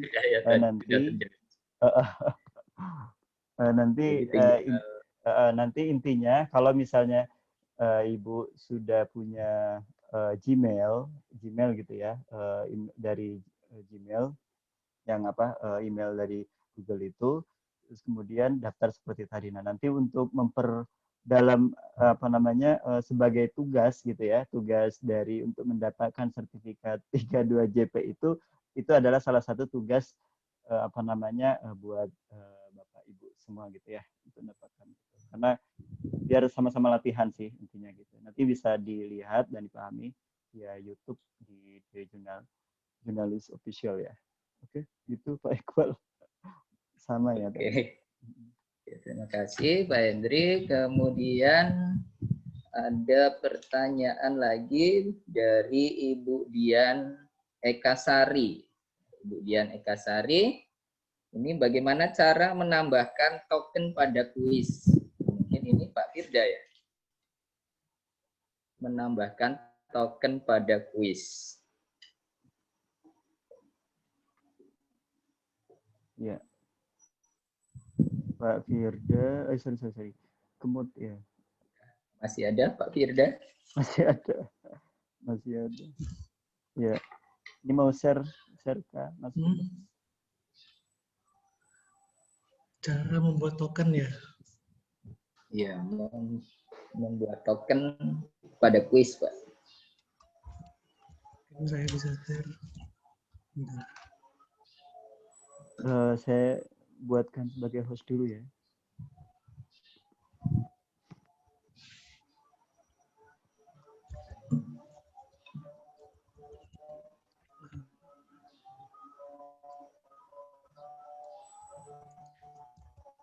Oke, Token di sini token buat masuk kuis itu ya?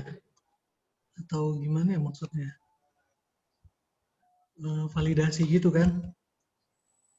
Ya, sepertinya begitu. Saya dulu.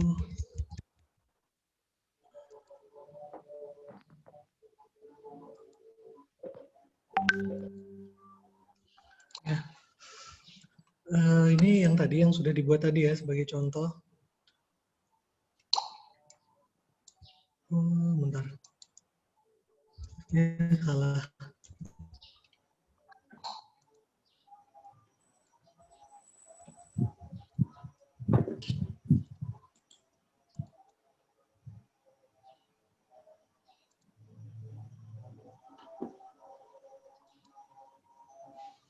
Untuk validasi itu bisa menggunakan ini, email address.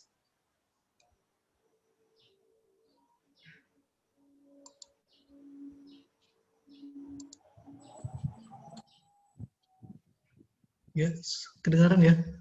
Soalnya ada notifikasi internetnya tidak stabil. Iya. Ya.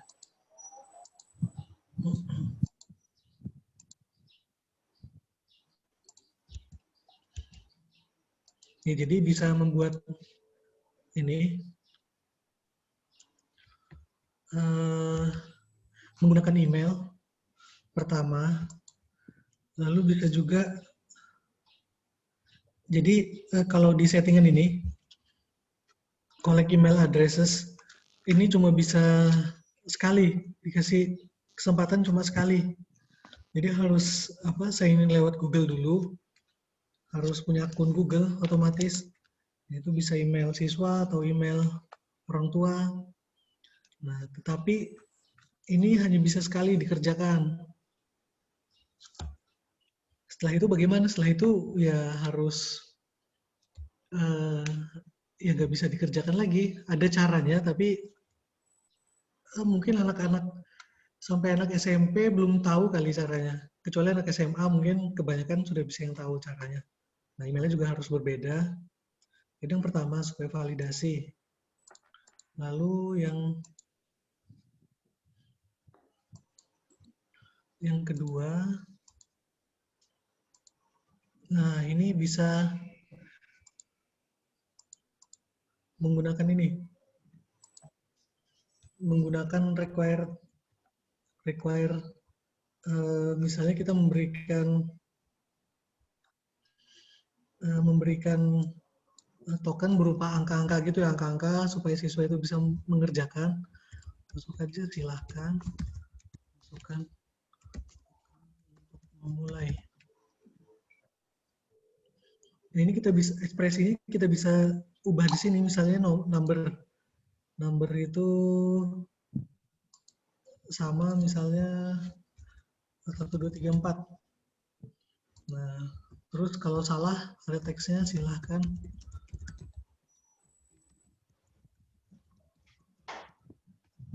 masukkan token yang benar. Nah, lalu setelah di sini kan biasanya langsung menuju ke slide berikutnya. Nah, kita kasih aja section. Section, jadi kalau mereka tidak bisa mengisi, ini nggak bisa lanjut. Coba kita coba. Masukkan 4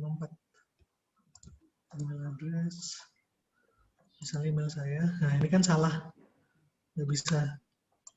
Salah token. Kalau kita sesuaikan, nah kita bisa mengerjakan soal. Jadi ada 2 cara menggunakan email. Yang ini fiturnya sudah tersedia di Google Form. Tinggal masuk ke setting, lalu pilih di general, sini collect email addresses. Jadi respon receipt, nah limit 1 respon. Jadi 1 orang hanya bisa sekali. Nah, ini bisa mengedit terus melihat summary-nya, melihat nilainya gimana, berapa, apakah benar semua itu di quizzes. General sama quizzes saling berhubungan ya. Misalnya ada yang salah, nah ini bisa diedit. Tapi ini sudah cukup.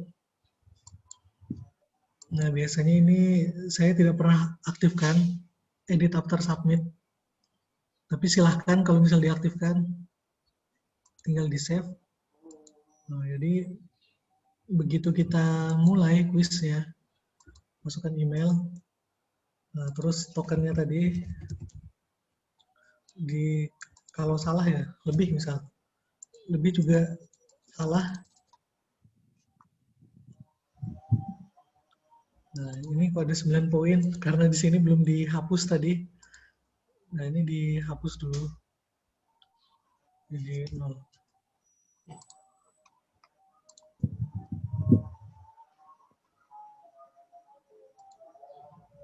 Nah, ini sudah hilang 9 poinnya. Jadi bisa menggunakan email untuk validasinya. Nah, bisa juga seperti tadi.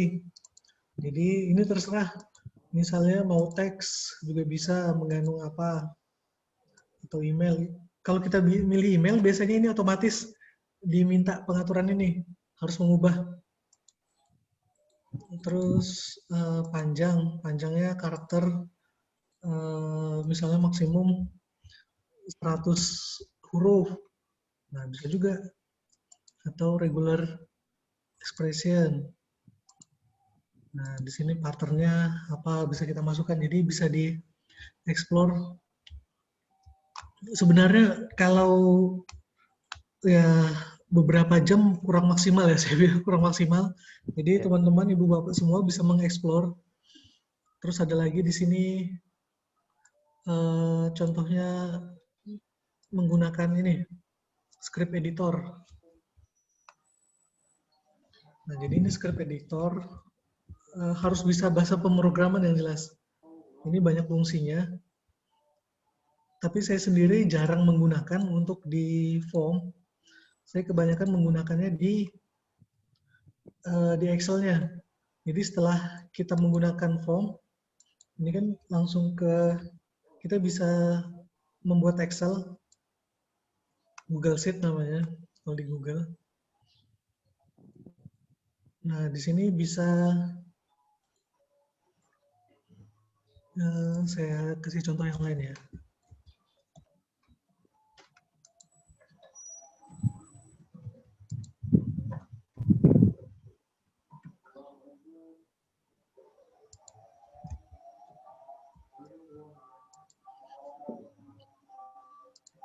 Nah, jadi ibu bapak teman-teman semua bisa mengekspor di sini.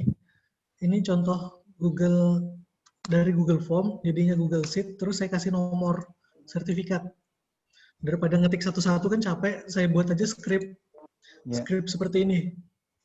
Jadi, tapi syaratnya harus belajar bahasa pemrograman.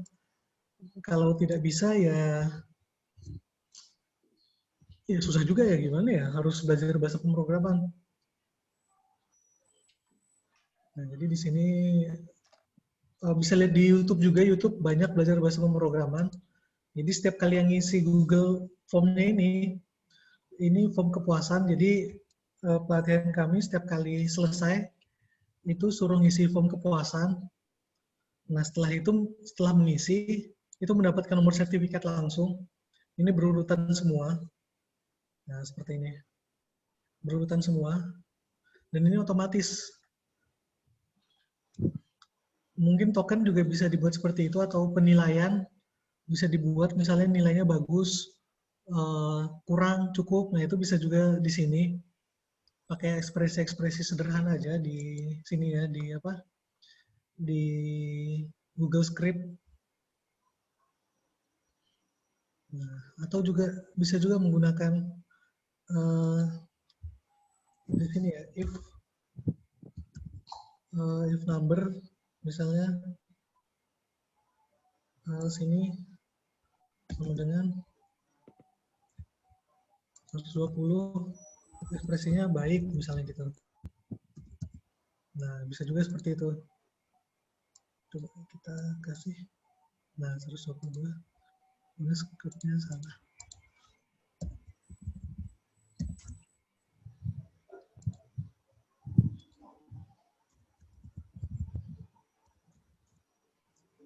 Oh, scriptnya masih salah ya.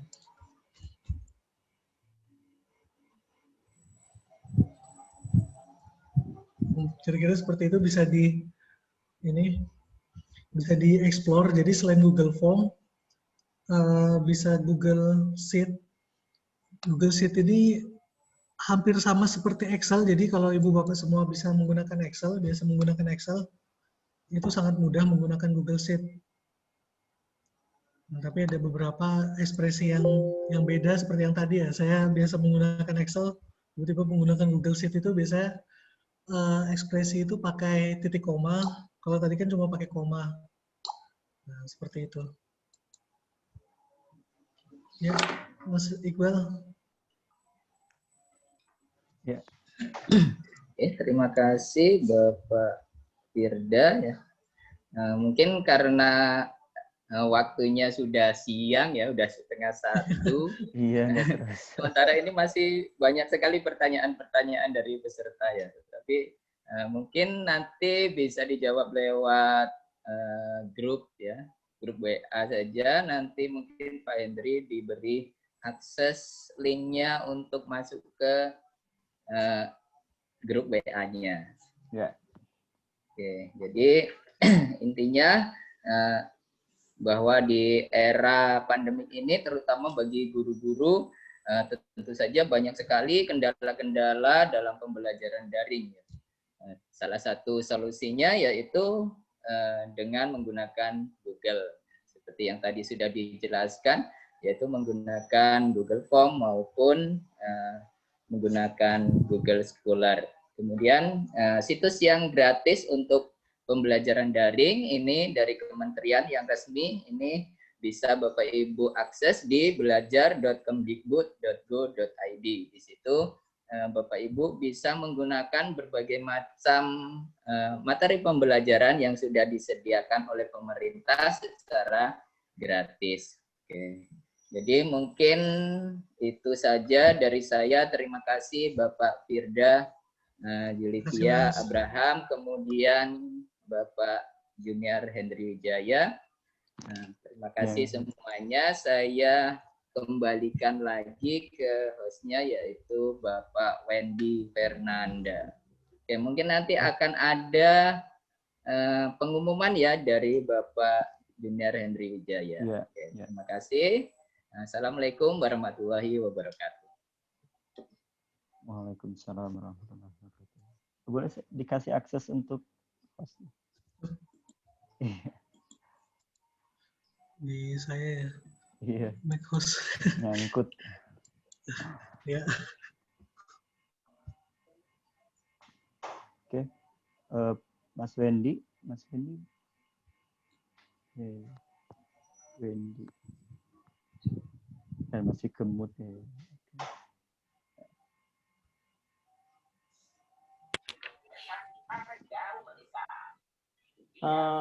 Baik, hadirin yang saya hormati, acara demi acara telah kita lalui bersama.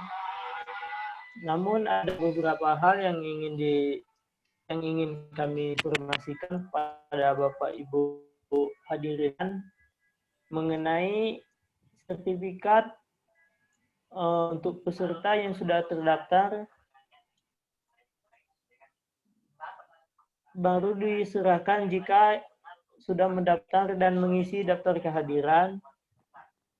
Link kehadiran dan sertifikat dibuka sampai jam 16 WIB, dan dikarenakan antusias peserta yang cukup tinggi, maka sertifikat diserahkan melalui via grup WA dan grup Telegram selambat-lambatnya 6 November 2020.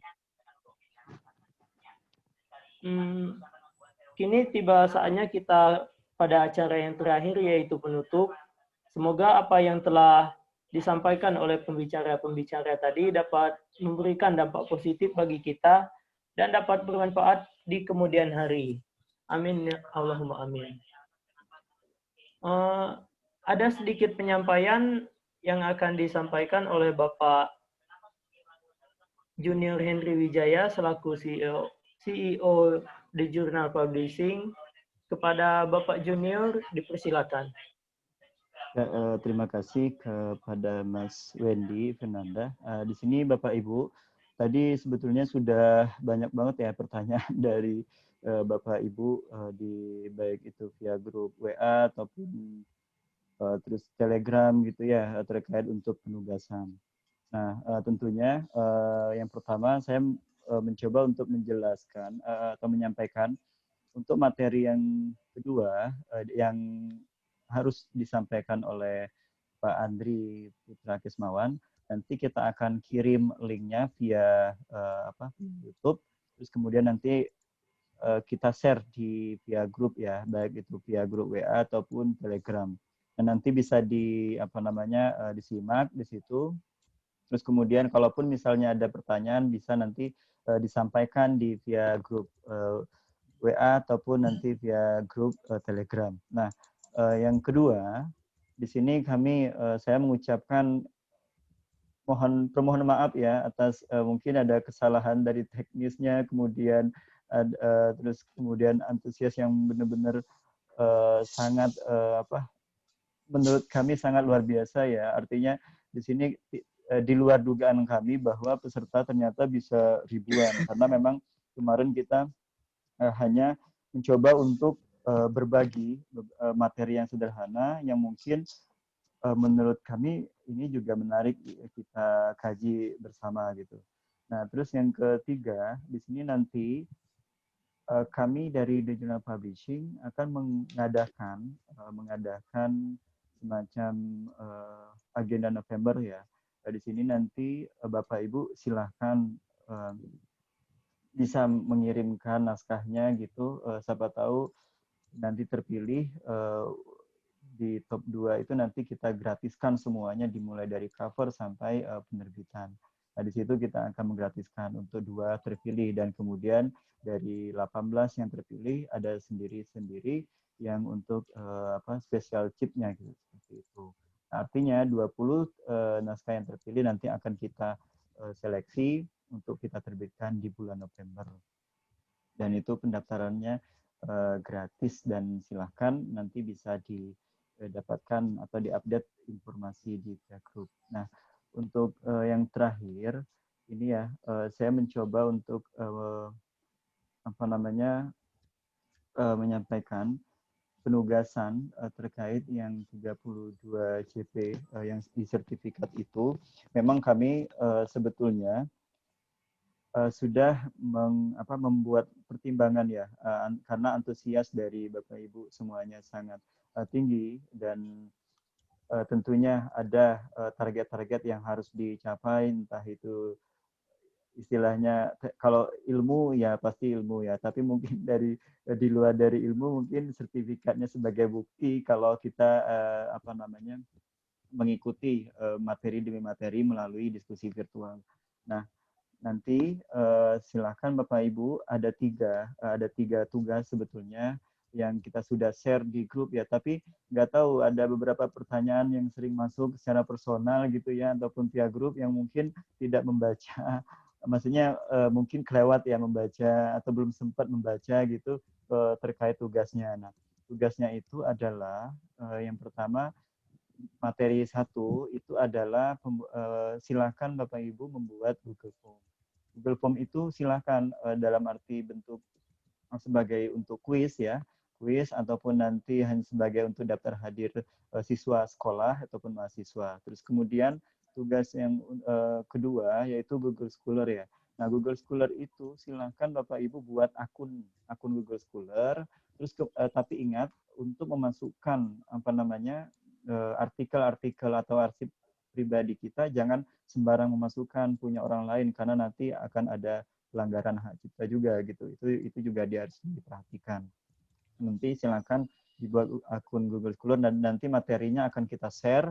Silakan Bapak Ibu simak di YouTube kita di Jurnalis Official, nanti kita share ya untuk link YouTube-nya. Nah, nanti semua materi-materi yang kita sudah sampaikan hari ini kita akan upload di YouTube Jurnalis Official. Nah, mohon maaf sekali lagi kami sampaikan kepada Bapak Ibu semua terkait kesalahan teknis ataupun slow respon gitu ya, karena sungguh sangat luar biasa. Saya sangat-sangat terima kasih kepada semuanya dan mudah-mudahan dengan diskusi ini kita menambah ilmu tentunya untuk kita semua. Saya rasa cukup dan mungkin bisa nanti kalau misalnya ada informasi mengenai masalah terbitan buku silahkan chat pribadi saya juga nggak apa-apa. Saya sangat terbuka dan tentunya sangat mengapresiasi sekali itu ya. Apalagi terkait untuk tugas. Nah, untuk terkait plagiat tadi ya, itu kita kan belum sampaikan, tapi nanti silakan Bapak Ibu pelajari ya, nanti linknya kita akan share. Nah, nanti untuk plagiat itu nanti silahkan mencoba untuk membuat sebuah narasi kali ya, narasi apa aja gitu yang mungkin opini atau apa gitu, nanti kita coba cek similarity cek plagiatnya apakah ini sudah terpenuhi atau tidak gitu. Tapi yang terpenting adalah tugas yang harus dipenuhi adalah yang pembuatan Google Form dan Google Scholar. Oke, mungkin saya rasa cukup sekian dari saya sebagai closing statement ya dari saya pribadi, dan sekali lagi saya mohon maaf karena ini memang kita di luar dugaan dan tidak sengaja gitu ya, ataupun nanti link-link trouble-nya itu kita benar-benar maaf karena sebetulnya SDM kita kurang. Oke, terima kasih. Terima kasih kepada Mas Wendy, silakan.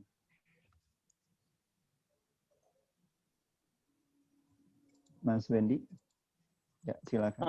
Baik, terima kasih kepada Bapak Junior telah menyampaikan informasi. Saya selaku pembawa acara pada hari ini sekali lagi memohon maaf kepada seluruh mewakili seluruh